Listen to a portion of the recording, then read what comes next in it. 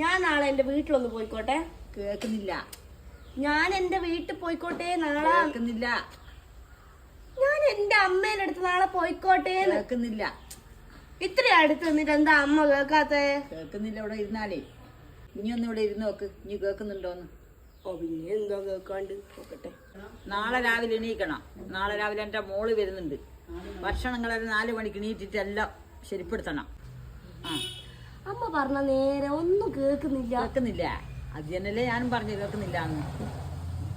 രണ്ടാളും എന്താ അഭിനയം? ഞങ്ങൾക്ക് സീരിയൽ കിട്ടുമല്ലോ. ഇത്രക്കൊന്നും ആളാണ് അഭിനയിക്ക് നിങ്ങളുടെ സീരിയൽ എടുക്കാത്ത. എന്നാ ഇഞ്ഞൊന്ന് ഇവിടെ വന്നിരുന്നോക്ക്.